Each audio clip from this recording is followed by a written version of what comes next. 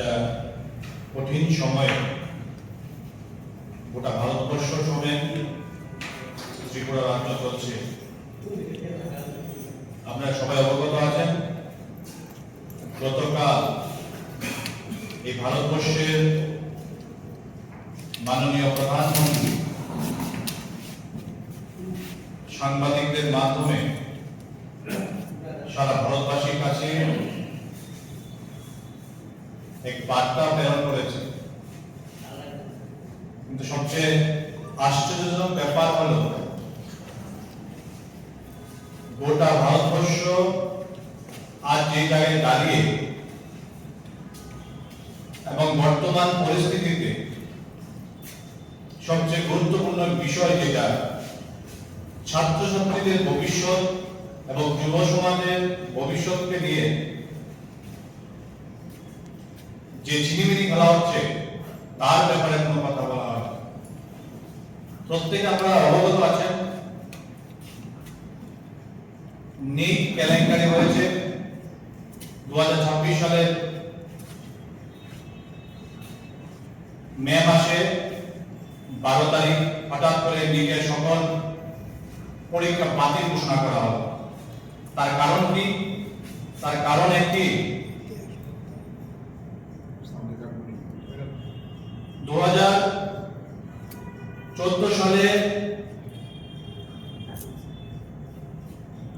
এই ভারতবর্ষে যারা ক্ষমতায় বসেছেন কংগ্রেস দলকে হারিয়ে, আজকে দেখা যাচ্ছে তারা বলেছিলেন যুব সমাজকে এক দিশায় পৌঁছে দিবেন এবং ছাত্র সমাজকে এক দিশায় পৌঁছে দিবেন। কিন্তু দেখা যাচ্ছে আজ গোটা সমাজ অন্ধকারের সময় হয়ে গেল।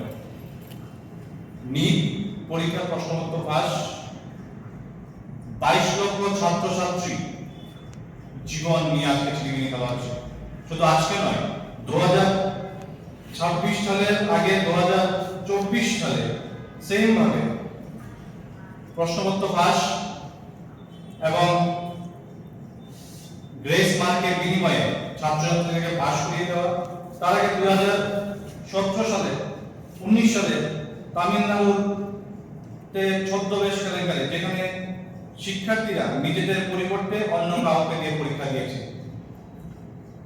বর্তমান সরকার আসার পরে 2017 সালে এনডিএ ন্যাশনাল এলিজিবিলিটি কাম এন্ট্রান্স টেস্ট করার জন্য এনটিএ গঠন করেছিল। সেই এনটিএ 2017 সাল থেকে ভারতবর্ষে বিভিন্নভাবে কম্পিটিটিভ এক্সামগুলি সরাসরি তারা করে থাকে।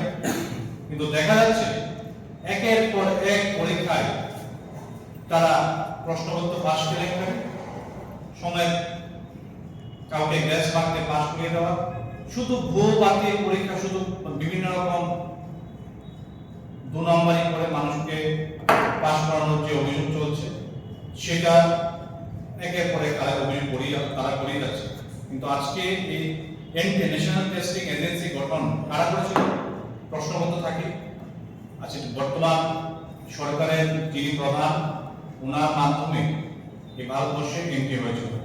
এখন কথা হচ্ছে এই আজকে সাংবাদিক সম্মেলনের মাধ্যমে গোটা রাজ্যের যুব সমাজের কাছে